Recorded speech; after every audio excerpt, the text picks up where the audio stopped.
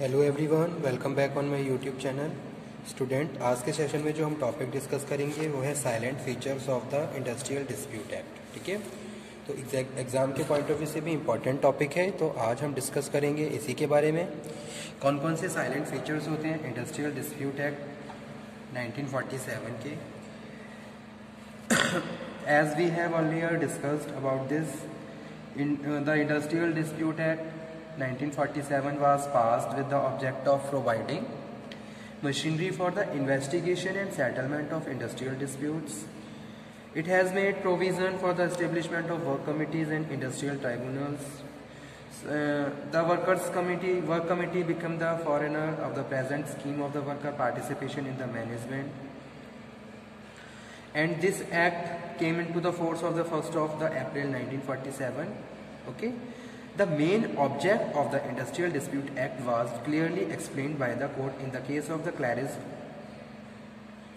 and Company Limited Industrial Tribunal, Bombay. Okay, तो इस तरीके की प्रैक्टिसेस हुई। उसके बाद क्या है, इंडस्ट्रियल डिस्प्यूट एक्ट को फॉर्म किया गया, एस्टेब्लिश किया गया। कुछ ऐसे केसेस सामने आए जो बहुत ज़्यादा मेजर थे। ठीक है, तो then that time government has decided to establish any rule which can control this type of practices. So that's why this act came into force 1st of April 1947. तो ये थे इसके main points industrial dispute act के। So now let's begin. What are the main features. तो जैसे कि हमें पता है कि भाई ये एक्ट बनाया गया ताकि हम जो अगर कोई भी एक तरीके से मशीन का काम करता है, मशीनरी का काम करता है, अगर कोई डिस्प्यूट हुआ है, कोई भी कॉन्फ्लिक्ट हो रहा है, ठीक है, चाहे वो कॉन्फ्लिक्ट वर्कर्स के बीच हो, चाहे वो कॉन्फ्लिक्ट वर्कर्स मैनेजमेंट के बीच हो, यानी कि एम्प्लॉय एम्प्लॉयर, ठीक है, एम्प्लॉयर, इस तरीके की अगर प्रैक्टिसेस सामने आती हैं तो उनको इन्वेस्टिगेशन के लिए, सेटलमेंट करने के लिए इस एक्ट को फॉर्म किया गया। तो वही यहाँ पे हम बात कर रहे हैं इंडस्ट्रियल डिस्प्यूट की। ठीक है, अब कौन कौन से साइलेंट फीचर्स हैं। The industrial dispute act 1947 is a landmark in the history of labour legislation in India. As per preamble to the act, it main object is to make provision. ठीक है, यानी कि जो मेन प्रोविजन है वो क्या है, इन्वेस्टिगेशन एंड सेटलमेंट। तो यहां पे मैं लिख देता हूं, as per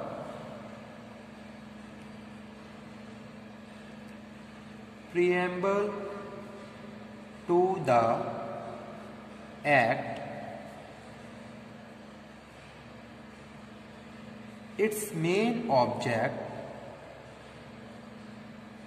is to make provision for investigation, ध्यान दीजिए, इन्वेस्टिगेशन एंड सेटलमेंट।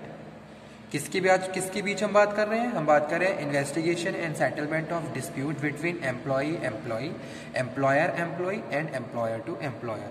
अगर इनके बीच आपस में कोई भी कॉन्फ्लिक्ट, कोई भी डिस्प्यूट अराइज हुआ, that dispute must be investigated and settled under the industrial dispute act 1947। Settlement of industrial dispute, okay, so ठीक है, so certain other purpose the silent feature of this act are, first one क्या है student, first one है permanent machinery. The first salient feature है permanent machinery for prevention and settlement, prevention and settlement of dispute.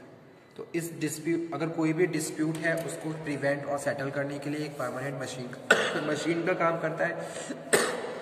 Sorry यानी कि जो भी यहाँ पे बोर्ड है, जो भी मेंबर हैं जिनको यहाँ पे ऑथराइज किया गया है, वो एज अ मशीन का काम कर रहे हैं for the investigation and settlement और provide a permanent machinery for the those party who have conflict to each other, जो जिनके आपस में बीच क्या है, कोई कॉन्फ्लिक्ट चल रहा है, ठीक है। So first point, permanent machinery for prevention and settlement of dispute provides for a permanent machinery for the investigation and settlement of industrial dispute in the form of conciliation officer, ठीक है। यानी कि अभी जैसा कि मैंने बताया था कि भी कुछ ऑफिसर्स अपॉइंट किए जाते हैं जो ऑथराइज हैं अंडर दिस एक्ट, वो काम करते हैं, ठीक है, इन्वेस्टिगेट करते हैं, सेटल करते हैं, सेटलमेंट करते हैं डिस्प्यूट को, ठीक है।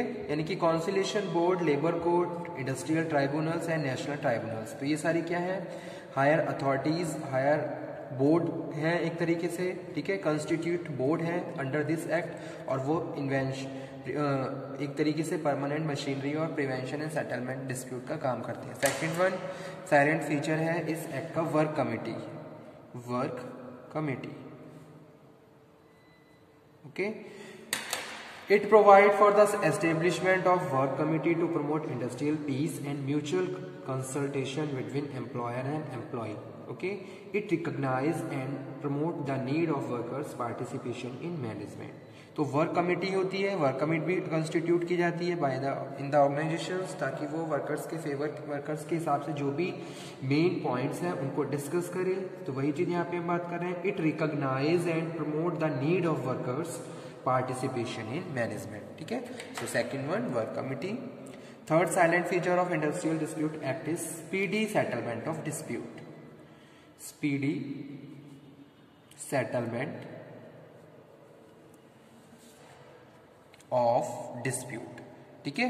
जैसा कि हमें पता है अगर फैक्ट्री या ऑर्गेनाइजेशन में कोई भी डिस्प्यूट हो जाता है तो उसका इफेक्ट हमारी प्रोडक्टिविटी पे भी पड़ता है। सो दैट्स व्हाई द जो भी बोर्ड है, board and members have speedily provide a settlement of dispute, so ताकि कोई भी उनका कॉन्फ्लिक्ट ज़्यादा लंबे टाइम तक ना बढ़े और उसका इफेक्ट ऑर्गेनाइजेशन के फैक्ट्री के एनवायरनमेंट पे या फिर प्रोडक्टिविटी पे ना हो। It encourage speedy settlement of dispute through the conciliation and arbitration by prescribing time limit of various conciliation forums, ठीक है। तो यानी कि कुछ टाइम पीरियड भी डिसाइड कर दिए गए हैं कि भाई इस टाइम के अंडर में आपको क्या करना है, इस डिस्प्यूट को इन्वेस्टिगेट करना है, सेटल करना है, ताकि पार्टीज क्या रहे, सेटलमेंट हो जाए और उसका इफेक्ट हमारे ऑर्गेनाइजेशन की प्रोडक्टिविटी पे ना पड़े। फोर्थ वन है voluntary reference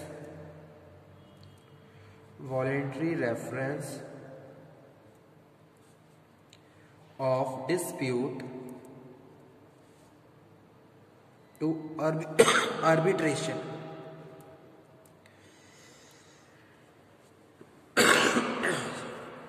sorry. One of the most important silent feature of this act is to the act recognize the importance arbitration. As such, it has made a provision in the act for voluntary reference of dispute arbitration. Okay. सो कुछ वॉलंटरीज होते हैं जो इस act के लिए major role play करते हैं, तो वो भी क्या है, एक साइलेंट फीचर है और जो इसका एक्ट का पार्ट है। नेक्स्ट है wider scope of definition of workman, ठीक है। Workman, now a person engage in the supervisory work and drawing a salary, ठीक है, has been included in the definition of workman, ठीक है। तो वर्कमैन में हम किसको ऐड कर रहे हैं, जो सुपरवाइजरी वर्क्स में इन्वॉल्व है, एंड एक जो वेज डिसाइड है वो उसको क्या कर रहा है, ड्राइंग कर रहा है, ठीक है। सिक्स्थ डेफिनेशन है student, sorry sixth salient feature है wider scope of this act, wider scope of this act. The act is now applicable to whole of the India including Jammu and Kashmir also. Seventh number, an instrument of social justice, ये act as a instrument of social justice काम करता है। An instrument of social justice, ठीक है।